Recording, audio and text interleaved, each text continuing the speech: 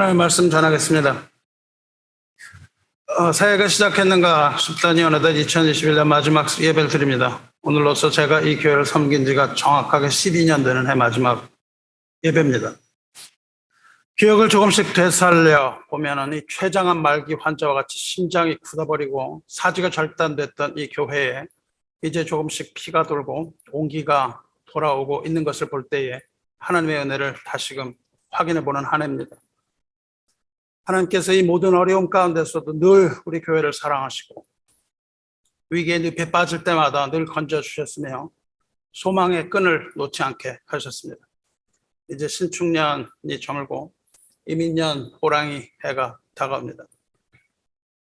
벌써 한 해가 진다는 것이 믿겨지지 않을 정도로 시간이 빨리 흐릅니다. 나이가 들수록 시간은 점점 빨리 흐르고 인간의 기억력도 점점 희미해져 갑니다. 우리 교회는 다른 교회처럼 송구영신 예배를 드리지는 않습니다. 그 초를 세가면서 새해를 기다리고 그러는데 별 의미를 두지 않기 때문입니다. 하지만 오늘 이번 해 올해의 마지막 예배를 드리면서 또 한 해를 돌아볼 때 우리에게 소망을 주신 하나님을 찬양합니다. 그리고 우리를 변함없이 사랑하시는 자비하신 하나님께 감사드립니다. 사랑하는 형제 자매 여러분도 올 한 해를 돌아보면서 여러분의 가정에 하나님의 은혜를 가득 채우는 한 해가 되고 가정에 깃든 평화 가운데 한 해를 잘 마무리하시기 바랍니다. 여러분 오늘 한 해 동안의 기억을 더듬어 보시기 바라요.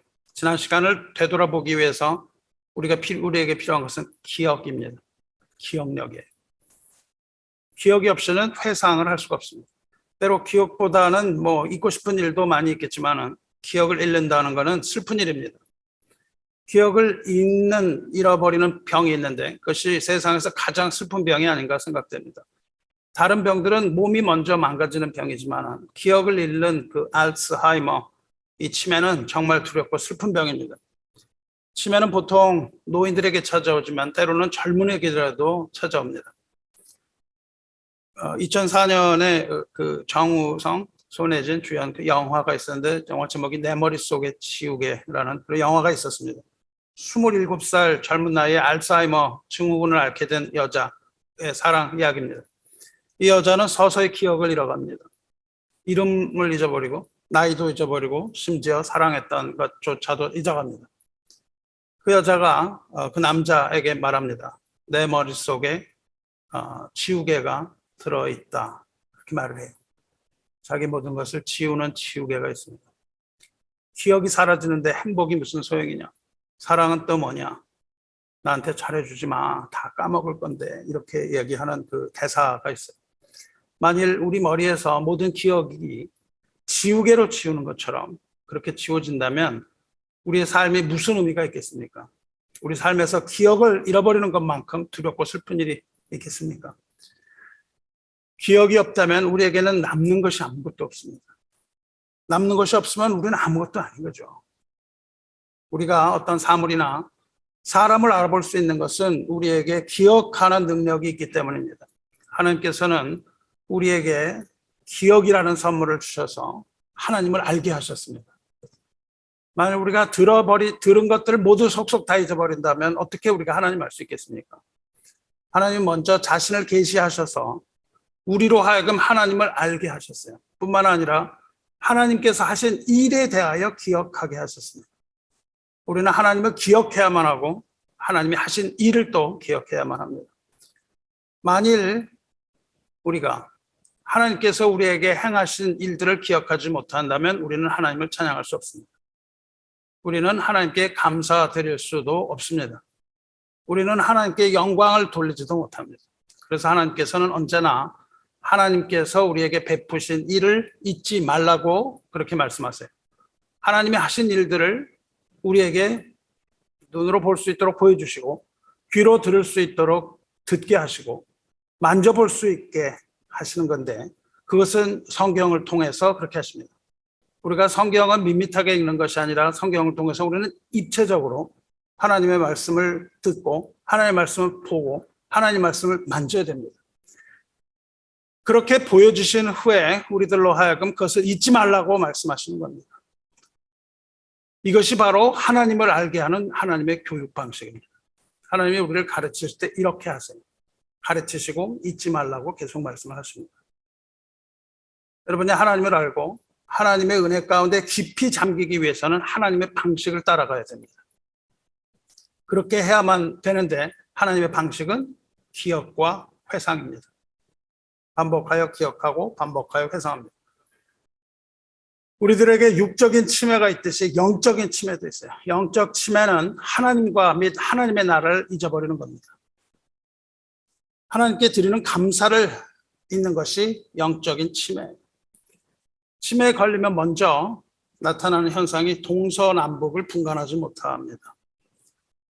방향성을 잃어버려서 이런 전기 콘센트를 어떻게 3개짜리인데 말이죠. 이걸 어떻게 꽂아야 되는지 방향을 잘못 맞추더라고요. 그리고 길을 잃어버리기가 쉽죠. 마찬가지로 영적인 치매에 걸린 사람은 결국 천국으로 가는 길을 찾지 못하는 겁니다. 그 길을 잃어버리는 거예요. 그리고 하나님을 사랑하는 그 사랑도 잊어버리게 됩니다. 자꾸 잊어버리는 거죠. 하나님을 서서 잊어가는 거예요. 하나님을 서서 잊어가는 이 영적인 치매야말로 정말 가장 무서운 병입니다. 영적인 치매는 오직 하나님과 끊임없는 동행을 해야만 합니다. 그래야만 영적 치매에 걸리지 않아요. 우리가 매일 묵상을 통해서 이 영적 치매를 해결할 수 있습니다. 그러기 위해서 우리는 영적인 성실함이 필요해요. 영적인 치매에 걸리지 마시기를 주님의 이름으로 축원합니다. 오늘 말씀 돌아보겠습니다. 신명기 6장 12절에 이렇게 말씀하세요. 너는 조심하라. 너는 조심하여 너를 애굽 땅 종되었던 집에서 인도하시는 여호와를 잊지 말라. 그렇게 말씀하세요. 조심하지 않으면 잊어버리는 거죠. 모세로부터 이 말씀을 들은 사람들은 하나님께서 약속하신 가나안 땅에 들어가게 될 출애굽 백성의 제2세대입니다. 출애굽한 1세대는 불순종했기 때문에 모두 광야에서 죽었습니다. 출애굽은 마지막 세대를, 이 시대를 살아가는 우리들로 하여금 깨닫고 기억하게 하기 위해서 성경에 기록하셨어요.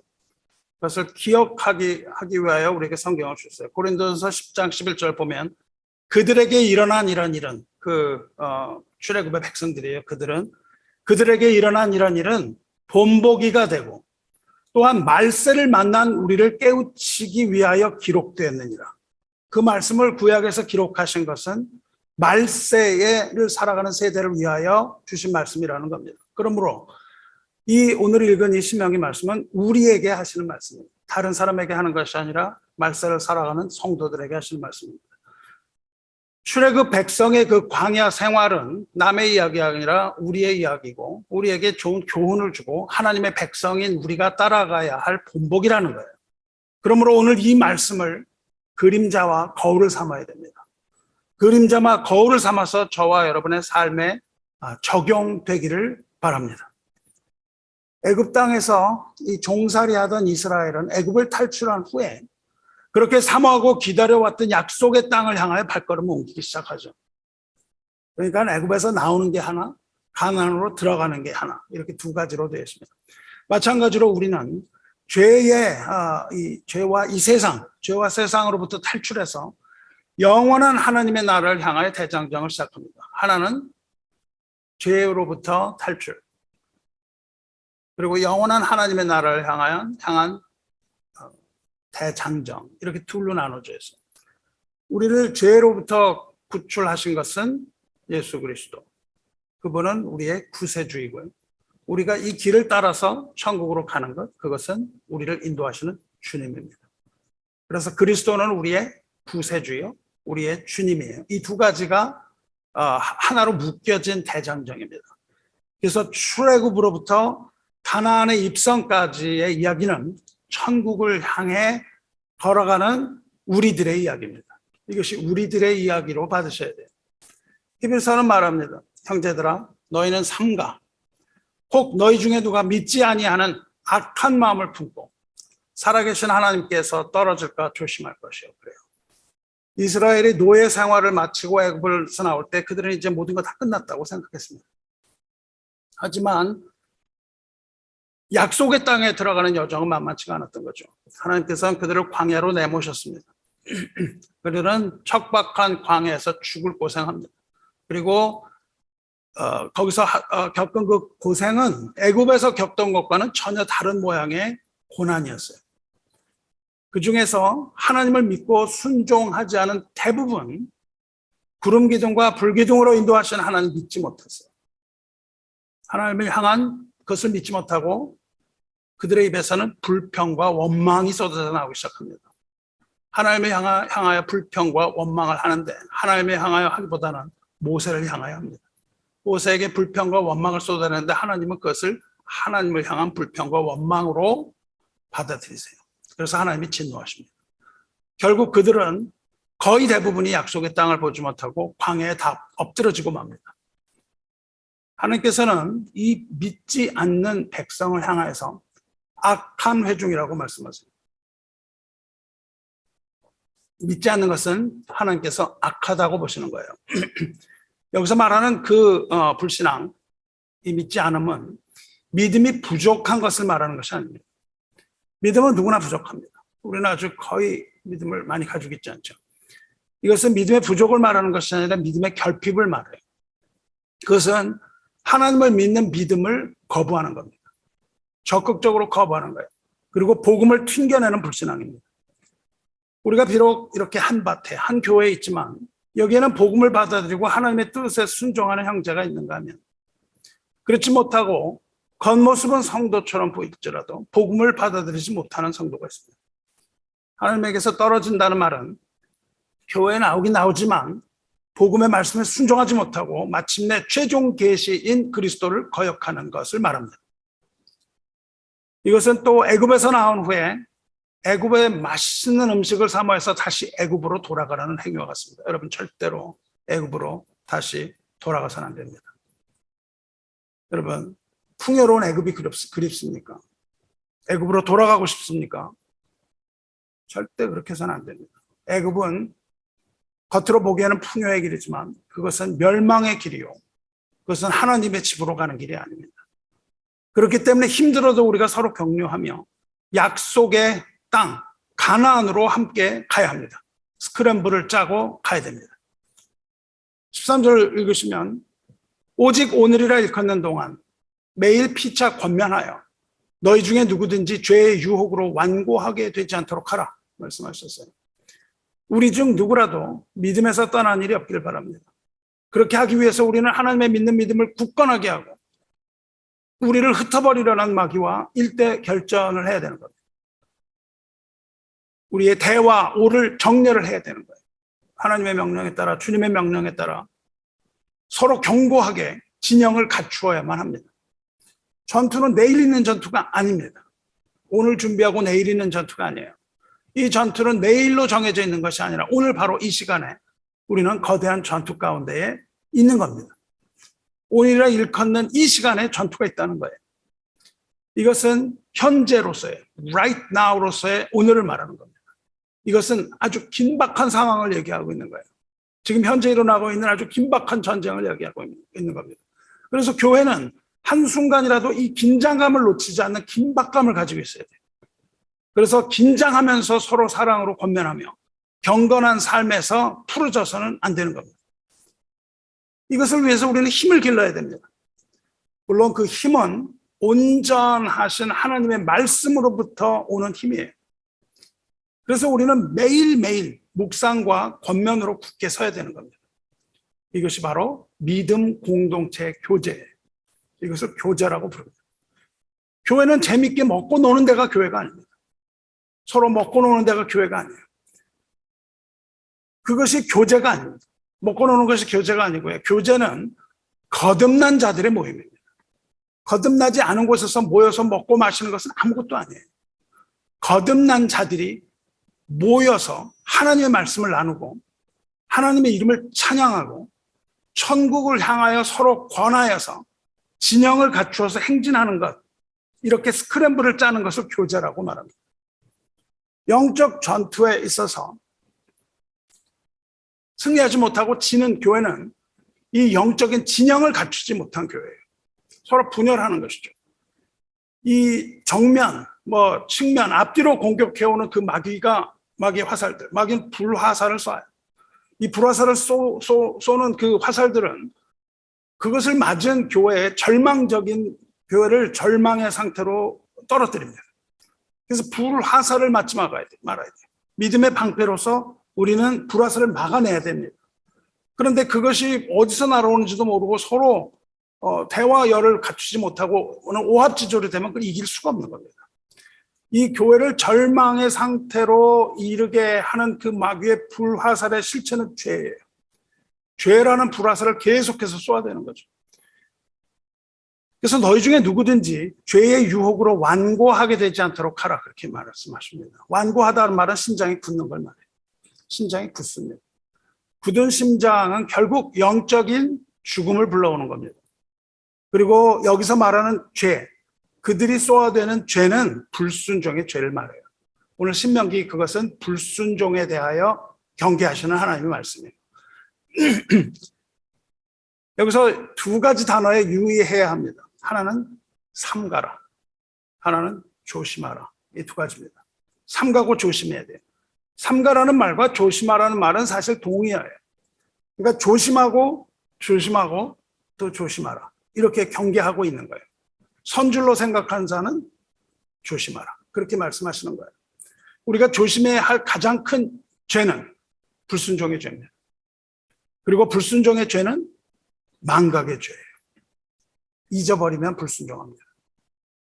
조금 전에 읽은 그 신명기에서 이거를 강조하고 계세요. 이 이스라엘 백성이 이제 강 건너 가나안 땅 앞에 옵니다.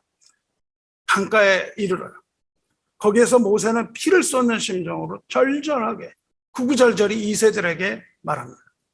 그것을 다시 말하는 거예요. 하나님 율법을 다시 말하는 것이 신명기입니다. 드유테로노미, 그것은 다시 말씀하시는 거예요. 신명기 6장 1절이 이렇게 시작합니다. 이는 곧 너희의 하나님 여호와께서 너희에게 가르치라고 명하신 명령과 규례와 법도와 너희가 건너가서 차지할 땅에서 행할 것이니, 이렇게 말씀하셨어요. 하나님께서 그것을 지키라고 명령을 하셨다는 거예요. 그리고 그 땅에 들어가면 그것을 지키라, 이렇게 주셨다는 겁니다. 이스라엘 백성이 출애굽한 후에 하나님의 산 호렙에서 백성과 하나님께서 언약을 맺으세요. 그때에 하나님께서 모세에게 두 돌판을 주십니다. 두 돌판에 새긴 십계명을 주세요. 그리고 모세는 백성에게 십계명을 엄히 선포합니다. 그 후에 백성들은 각각 자기 장막으로 돌아가요. 그리고 모세는 그 산에 홀로 남습니다. 그때 하나님께서 백성에게 가르쳐야 할 모든 율법의 세부 사항을 다 전달하세요. 그 모든 규례는 백성이 그 강을 건너가서 차지할 땅에서 행해야 할 명령과 규례와 법도라고 말씀하세요. 그리고 그것을 순종하여 지켜서 행하는 것, 그것을 믿음이라고 말씀하십니다. 믿음이라는 것은 입으로 믿습니다 하는 것이 아니고, 믿음이라는 것은 마음으로 믿는다고 말하는 것이 아니고, 믿으면 반드시 행함이 따르는 거예요. 행하지 않는 믿음이라는 건 있지 않다는 겁니다. 출애굽 당시 1세대 이스라엘, 거기서 나온 이스라엘 자손의 수가 대략 200만 정도라고 합니다. 200만 명이 나왔어요. 200만 명 중에 몇 명이 들어갔는지 아십니까? 몇 명이 들어갔나요? 그 중에 이 믿음을 지킨 사람만이 거기 들어갔는데, 믿음을 지키고 가나안에 들어간 사람은 200만 명 중에 단 2명입니다. 여호수아와 갈렙, 이 두 사람 외에는 없었어요. 나머지는 다 2세입니다. 1세대 중에 들어간 사람은 둘밖에 없었다고요. 이 계속해서 다가오는 그 위기의 순간에도 이 두 사람은 하나님의 약속을 믿고 신뢰하는 믿음의 편에 섰습니다. 그리고 이제 백성은 요단강에 이르렀어요. 그래서 그 건너편 가나안 땅을 바라봅니다. 그들은 광야에서 태어난 2세. 모세는 그들에게 죽을 멸 다해서 지금 율법을 지키라고 절규하고 있는 겁니다. 이스라엘아, 듣고 삼가 그것을 행하라. 이스라엘아, 듣고 조심해서 그것을 행하라. 너희는 삼가 행하라. 너희는 조심하라. 너희는 삼가 조심하여 행하라. 이 얘기를 해요. 여러분, 이것이 하나님의 말씀을 대하는 성도의 마땅한 자세입니다. 하나님의 말씀을 만홀히 여기서는 안 됩니다. 듣고 흘려버려서는 안 됩니다. 좌로나 우로나 치이지 않게 자신을 지켜야 합니다. 조심스럽고 신중하게 말씀을 준수하기 바랍니다. 말씀을 땅바닥에 던져버리지 마시기 바라요. 삼가 행해야 됩니다. 이스라엘아 들으라. 우리 하나님 여호와는 오직 유일한 여호와시니 너는 마음을 다하고 뜻을 다하고 힘을 다하여 네 하나님 여호와를 사랑하라. 오늘 내가 내게 명하는 이 말씀을 너는 마음에 새기고, 이것이 하나님의 말씀입니다. 하나님을 사랑하고 내 이웃을 내 몸과 같이 사랑하라. 주님의 이 계명을 마음에 새길 뿐만 아니라 삼가 조심해서 행하시기를 축원합니다. 이제 그들은 곧 강을 건너서 가나안에 들어갈 텐데 그것은 하나님이 주시는 거예요. 그들이 가나안에 들어갈 수 있었던 유일한 이유는 그들의 어떤 노력이나 어떤 능력 때문이 아닙니다. 그들이 가나안에 들어갈 수 있었던 근거는 하나님께서 그들의 조상들과 맺으신 언약을 기억하셨기 때문이에요. 그래서 기억한다고 말씀하십니다. 하나님께서 아브라함에게 가나안을 주겠다고 약속하셨고 그 동일한 약속을 그 아들 이삭에게 주셨고 손자 야곱에게 주셨고 거듭거듭해서 같은 이야기를 주시고 우리들에게도 동일한 약속을 주시는 겁니다. 이스라엘 백성이 가나안 땅에 들어갈 수 있었던 근거는 그들이 하나님의 언약 백성이었기 때문입니다. 그들이 하나님의 언약 백성이었기 때문에 거기 들어가는 거예요. 우리가 가나안 땅 천국에 들어갈 수 있는 근거도 이와 같습니다. 우리가 하나님의 아들임으로 하나님을 아빠 아버지라고 부르는 거예요. 우리의 능력과 노력으로 하나님의 나라를 얻을 수가 없고 우리의 눈물과 우리의 회개로도 얻을 수 없습니다. 하나님 나라는 오직 값없이 주시는 은혜인 것을 믿고 예수 그리스도께서 죄를 사하시는 그 십자가의 능력을 받아들이는 자에게 주시는 하나님의 선물이 구원입니다. 할렐루야. 10절을 보시면 내 하나님 여호와께서 내 조상 아브라함과 이삭과 야곱을 향하여 내게 주리라 맹세하신 땅으로 너를 들어가게 하시고, 언약의 하나님께서 이제 그들을 가나안 땅에 들어가게 하겠다고 말씀하세요. 그뿐만 아니라 하나님께서는 거기 들어가게 할 뿐만 아니라 거기에서 살아갈 동안 필요한 모든 것을 다 값없이 주겠다고 말씀하세요. 내가 건축하지 아니한 크고 아름다운 성읍을 얻게 하시며 우리에게도 아름다운 성을 주겠다고 하십니다.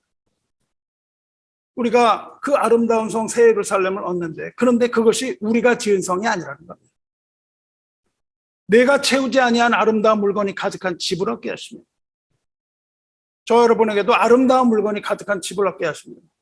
하지만 저와 여러분이 일해서 채운 물건이 아닌 겁니다. 내가 파지 아니한 우물을 차지하게 하시며 하나님께서 우리에게 시원한 우물물을 주실 텐데 그것도 우리가 판 우물이 아니라 생수의 근원이신 주님께서 우리에게 거저 주시는 생수라는 거예요. 내가 심지 아니한 포도원과 감람나무를 차지하게 하사 내게 배불리 먹게 하실 때 저 여러분에게 포도와 감람나무를 주실 텐데 그것 역시 우리가 경작한 것이 아니고 포도나무이신 주님이 주시는 것이고 또한 그 감람나무 기름이신 성령으로 우리에게 베푸시는 겁니다. 하나님께서 이렇게 우리에게 거저 주시는 거예요. 이렇듯 우리가 가진 모든 것이 다 하나님으로부터 왔다는 것을 우리는 고백해야 되는 거예요. 이 모든 것이 다 하나님으로부터 왔습니다. 여러분의 인생 한번 돌아보시기 바래요. 여러분이 가진 것, 집도 가졌을 것이고 여러 가지 다 가졌겠잖아요. 여러분이 이런 모양 저런 모양으로 취득한 모든 재물, 그중에 여러분은 그중에 몇 퍼센트가 여러분의 노력과 능력과 지혜로 얻었다고 생각합니까?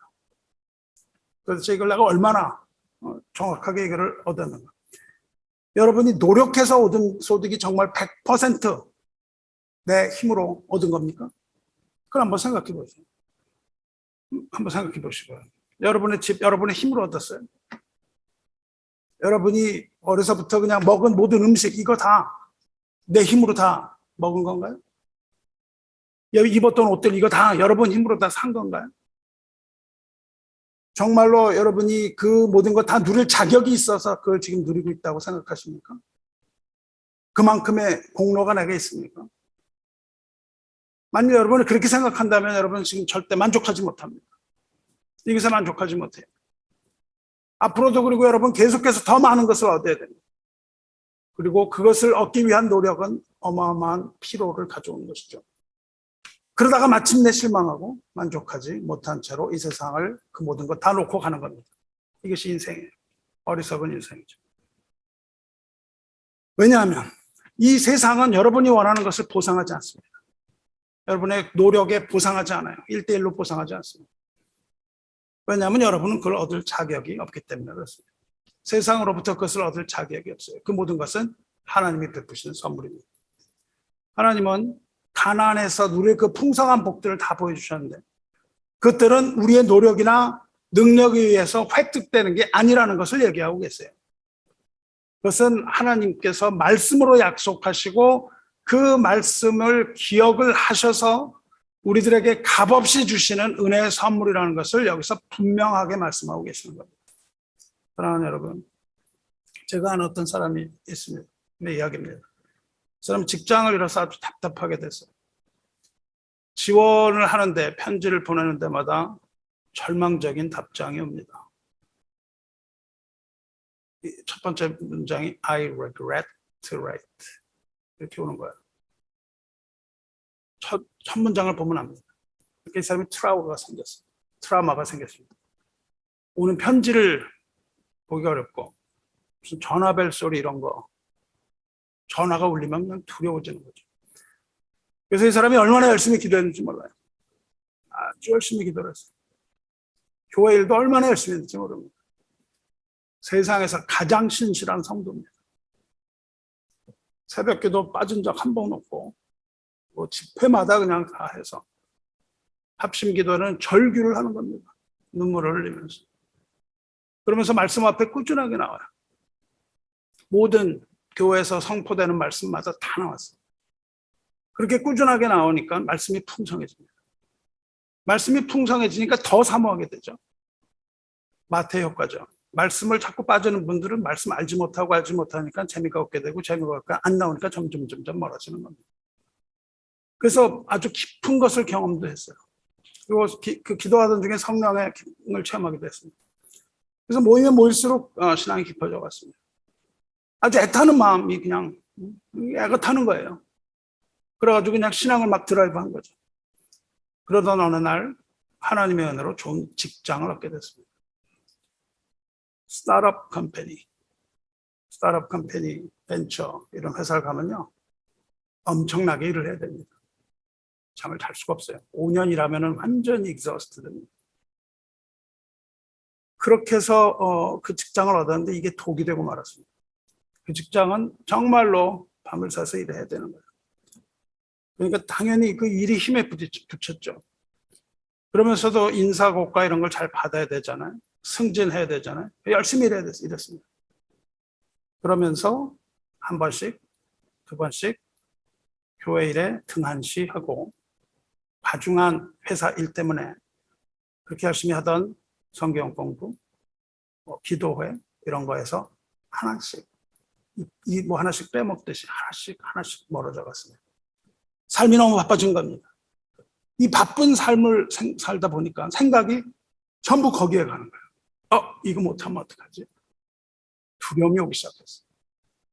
그래서 교회는 신경 쓸 여유가 없어졌습니다. 결국 하루하루 멀어져 갔습니다. 마침내 주일 예배에만 겨우 참석하는 썬데이 크리스천. 그리고 더 나아가서 결국 어쩌다가 프로젝트가 있으면 교회로 빠지게 되는 이러한 사람으로 변해갔습니다. 주 안에 사랑하는 성도 여러분, 하나님으로부터 무엇을 받을 때는 지극히 조심해야 됩니다. 그는 간절히 기도했고 열심히 교회를 섬겼습니다.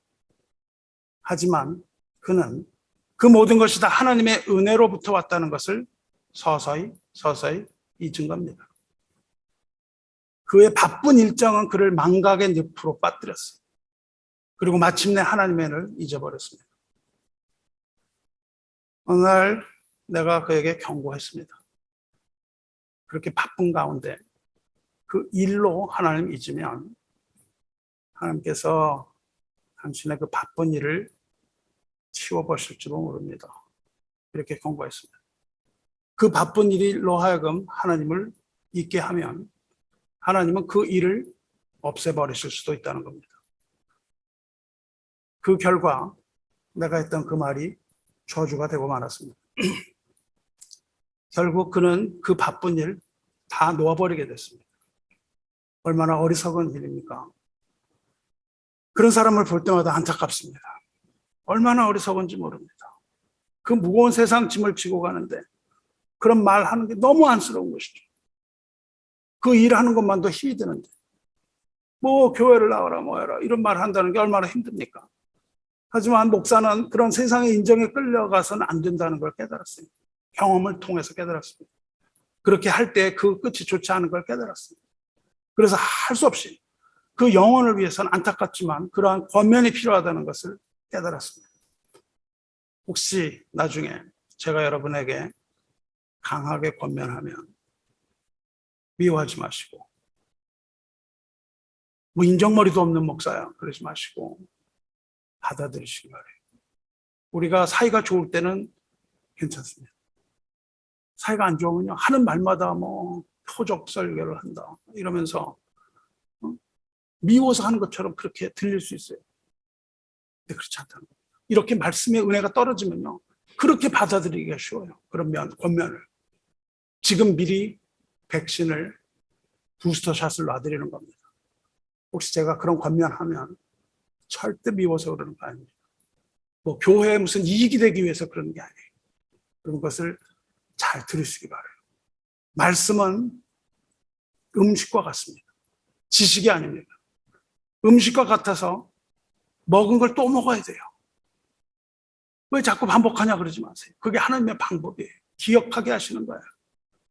그래서 우리가 무엇을 안다 그래서 자만해서는 안 됩니다.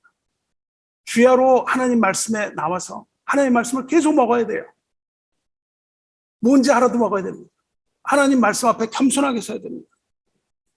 주님께서는 모인 백성 가운데 강림하겠다고 말씀하셨어요. 예수님 다시 오시는 날은 모인 곳에서, 백성이 모인 곳에서 오세요. 여러분이 집에서 잠을 자고 있을 때 이 교회에 다른 성도들이 다 모여있는데 그때 주님이 여기 오시면 어떡하려고 그럽니까? 잠이 옵니까? 오늘 주님이 오실지도 모르는데 말씀이 선포되는 것이면 어디나 다 힘을 다해서 모시기 바라요.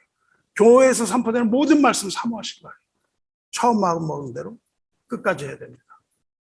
마음 먹은 것부터 시작해서 끝까지 해야 돼요. 여러분이 기도하던 것이 이루어지면, 열심히 기도하잖아요. 기도하던 것이 이루어지면 더욱 조심해야 됩니다. 하나님을 기억해야 돼요. 그 은혜를 높여야 됩니다.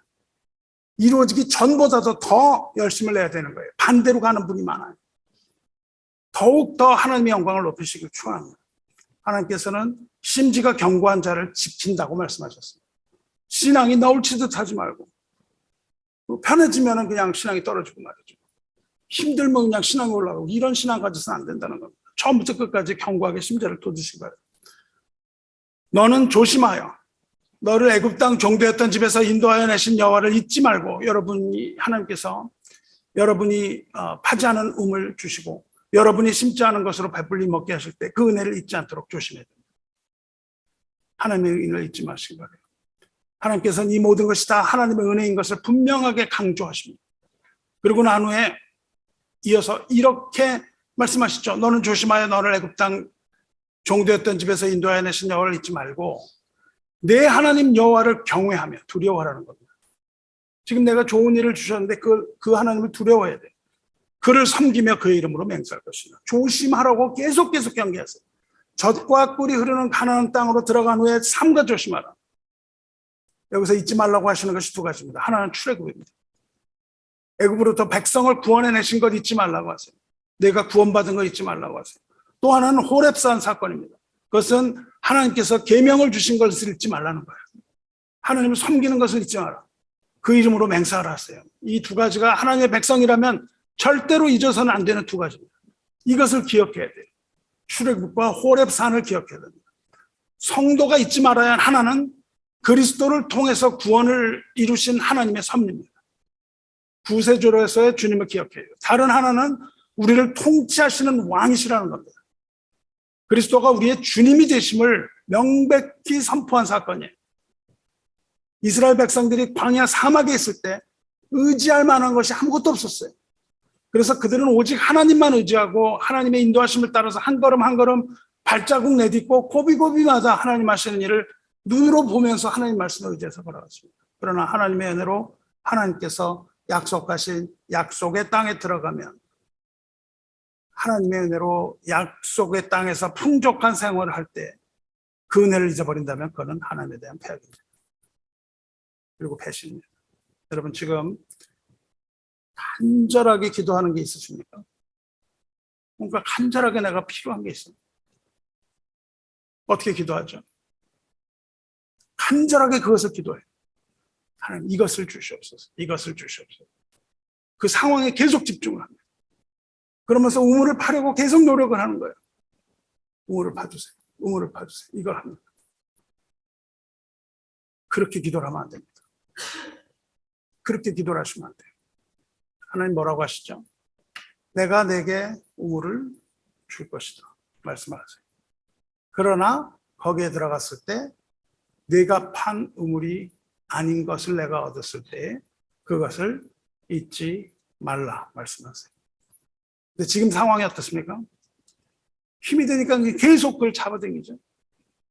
근데 그 사람은 곧 어떻게 할 거죠? 하나님이 우물을 주시면 곧 잊어버리고 우물에 초점을 맞춘다는 거예요. 우물에. 그렇게 해서는 안 되는 거예요. 하나님 그걸 아시니까 무엇을 받아내기를 원하십니까? 하나님께서 내게 주시는 모든 것이 값없이 주시는 것을 내가 압니다. 그것이 모두 다 하나님의 은혜입니다. 하나님의 선물입니다. 그리고 내가 하나님 곧 그것을 주실 것을 믿습니다. 곧 주실 것을 내가 믿는데 하나님, 내가 그것이 하나님이 주시는 것을 잊지 않겠습니다. 이 고백을 하셔야 되는 거예요. 그것을 잊지 않겠다는 것을 고백을 하셔야 됩니다. 그때 하나님께서 그 우물을 속히 주시는 거예요. 하나님이 이미 우물을 가지고 계시는 겁니다. 그리고 우리에게 그것을 바로 허락하시는 거예요. 언제? 우리가 하나님 그것을 잊지 않겠습니다. 이야기할 때, 그 마음을 가질 때 하나님 주시는 거예요. 그러나 헛된 맹세를 해서는 안 됩니다. 하나님 내가 잊지 않겠어요. 그리고 주시면 바로 잊어버리고 그거에 포커스 맞춥니다. 하나님 나에게 주시는 선물, 그것이 나의 우상이 되는 겁니다. 이렇게 돼서는 안 되는 거예요. 주께서 우리에게 주실 텐데 우리가 가진 그 위기를 벗어나면 우리는 늘 하나님의 은혜를 잊어버려요. 더 이상 하나님을 의지하지 않는 속성이 있습니다. 내가 돈이 없어갖고 힘들 때 돈이 생기면 엄청난 돈을 주시면 하나님을 더 이상 의지하지 않는다니까요. 그걸 의지한다니까요. 우리가 하나님의 은혜로 이 평화로운 삶을 얻었다면 마땅히 감사를 해야 되는데 오히려 감사가 아니라 하나님을 잊어버린다면 어떻게 되는 겁니까? 그것은 곧 신실하고 선하신 하나님에 대한 패역이고 배신하기가 되는 겁니다. 그런데 우리는 늘 이 병을 가지고 있는 거예요. 영적인 망각. 이걸 자꾸 갖고 살잖아요. 그래서 스스로 조심해야 된다는 겁니다. 모든 것이 평안해 보이고 좋아 보일 때에 특히 조심해야 됩니다. 아주 조심해야 돼요. 왜냐하면 이 평안하고 고요하고 해지고 그 내가 가지고 있던 모든 문제가 사라질 때 하나님을 잊어버리기 때문에 그래요. 이거는 계속 얘기해도 부족함이 없는 겁니다. 왜냐하면 우리는 망각의 동물입니다. 하나님을 기억할 뿐만 아니라 그 중심에 하나님을 경외하는 마음이 있어야 돼요. 그 좋은 것을 주시는 하나님을 두려워할 줄 알아야 됩니다. 하나님은 그것을 언제든지 다시 가져가실 수 있어요. 그리고 눈 하나 깜짝 안 하십니다. 하나님을 잊고 하나님의 이름을 망령되이 여긴다면 결코 하나님 앞에서 죄 없다고 인정받지 못하고 악한 백성이라고 하나님 말씀하시는 겁니다. 때때로 우리가 어떤 일에 골몰하면 말이죠. 다른 걸 잊어버려요. 예를 들어서 우리가 게임에 미치면 다른 걸 돌아볼 겨를이 없어요. 계속 그걸 하죠. 밤을 새요. 이 도박에 중독된 사람 다른 모든 거 살면서 지워버려야 돼요. 이 술독에 빠진 말이죠. 헤어나기가 어려워요. 마약에 중독되면 이 치료받기도 어렵습니다. 이런 것들에 빠져들면 이런 것들 아니라도 우리가 어떤 것에 빠져들면요. 우리 정신을 뺏겨요. 그래서 혼미하게 되고 다른 것들이 눈에 안 들어옵니다. 우리가 하나님이 있는다는 게 뭐예요? 그것은 곧 하나님 아닌 다른 것에 골몰한다는 뜻입니다. 거기에 집중하는 거예요. 그것은 곧 하나님 아닌 다른 것에 집착하는 걸 말합니다. 그 다른 게 뭐예요? 하나님 아닌 다른 것. 우리가 우리의 마음을 주어버리는 그게 뭐예요? 그게 우상이라는 겁니다. 그게 바로 우상이에요. 하나님이 가장 싫어하는 게 우상이에요. 하나님이 있는다는 것은 우상을 따라가는 거예요.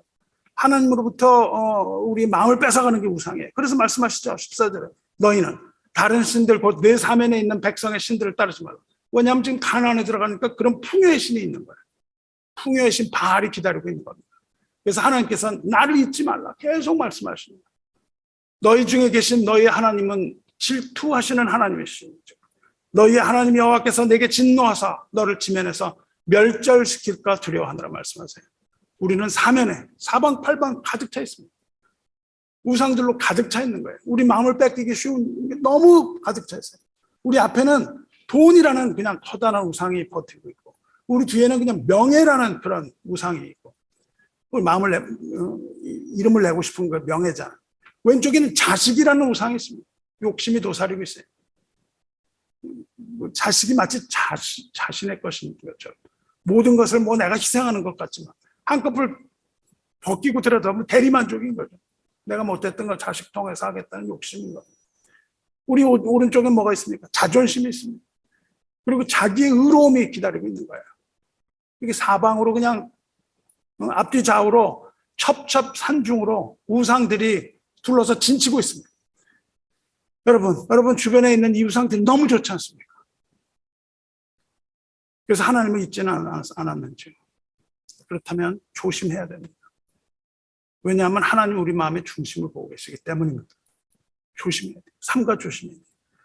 우리 눈에 좋아 보이는 것이 다 그것이 좋은 게 아니라 독약인 거예요. 돈이 얼마나 좋아요? 돈이 얼마나 좋아요? 돈의 니은을 싹 180도 회전시켜 보시죠. 무슨 글자가 됩니까? 뭐가 돼요? 돈의 니은 받침을 돌려봐요. 독이 됩니다. 돈은 독이에요. 진짜 돈은 독입니다.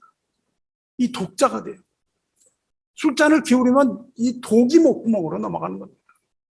그걸 보고도 그냥 독 같은 이 보드카 너무 좋아가지고 그냥 그 독을 마시면서 얼마나 좋아해요. 화려한 환상 속으로 뛰어들어서는 안 됩니다. 불나비와 같이 뛰어드는 거예요. 이 모든 것이 다 하나님을 잊게 하는 독입니다. 사랑하는 여러분, 오늘 한 해를 한번 되돌아보고 회상해 보세요. 회상해야 돼요. 여러분의 삶 속에서 하나님께서 어떤 일을 하셨습니까? 하나님이 이루어 주신 일이 뭡니까? 하나님이 이루어 주신 일이 지금 뭔지 바로 나와야 돼요. 이게 생각나지 않다면, 이게 생각이 난다면 여러분 하나하나 세워가면서 감사해야 돼요. 그리고 내년에 이루어 주실 일들을 믿음으로 감사하게 되는 거예요. 회상을 할 때 0.5초 만에 나와야 됩니다. 이것이 믿음이에요. 믿음은 보지 못하는 것들의 실상이라고 그랬습니다. 아직 나타나지 않았지만 앞으로 가는 길에도 하나님께서 우리를 지켜주시고 계속해서 한 걸음 한 걸음 인도해 주시고 위급할 때마다 하나님께서 위경으로부터 우리를 도와주실 것을 믿고 미리 감사를 드려야 되는 거예요. 앞에 일어날 일이 어떤 일인지는 몰라요. 그건 알 수 없습니다. 그렇지만 무엇입니까? 그 모든 것으로부터 하나님께서 우리를 지켜주실 것을 믿는 거예요. 그리고 감사하는 겁니다.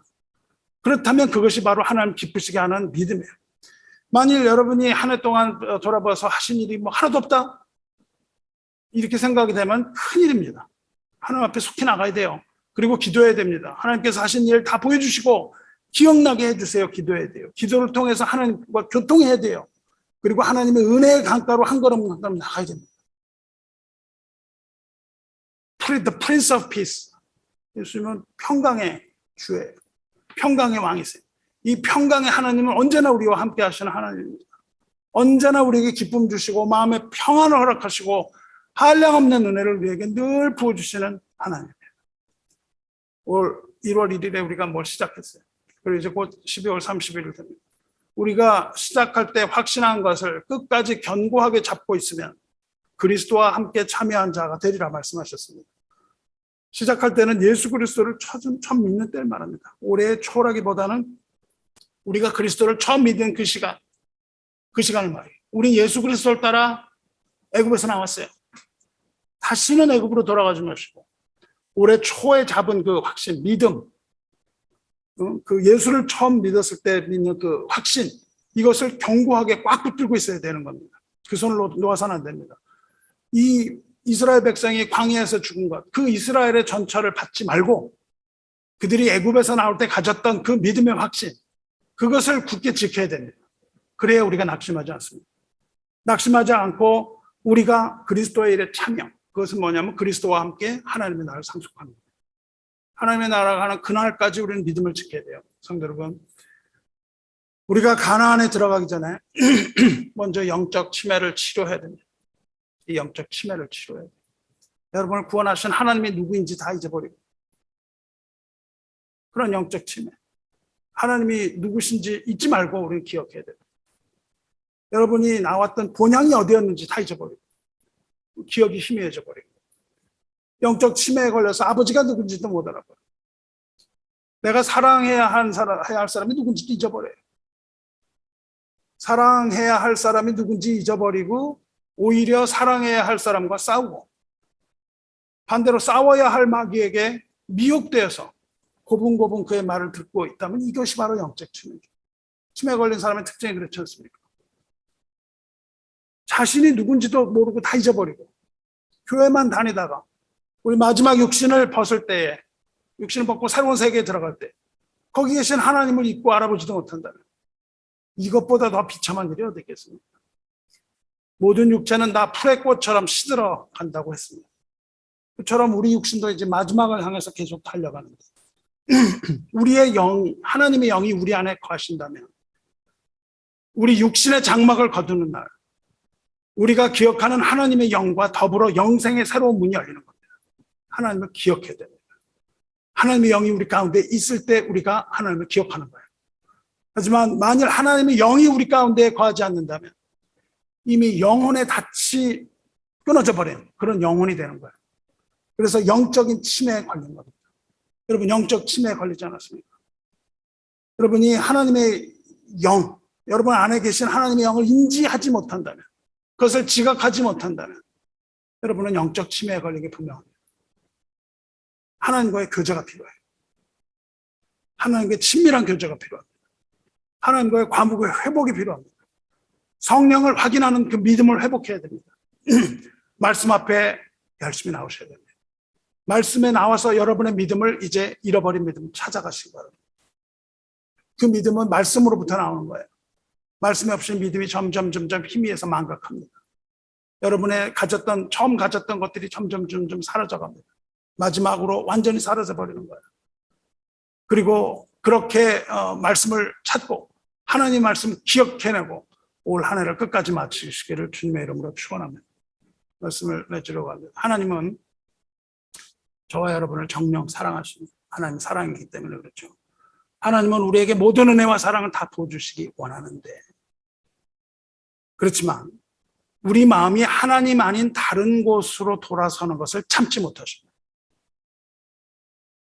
만일 여러분이 하나님의 은총을 잊지 않을 준비가 되었으면 하나님께서 지금 곧 하늘문을 열고 모든 것을 여러분 삶에 더하실 것을 믿습니다.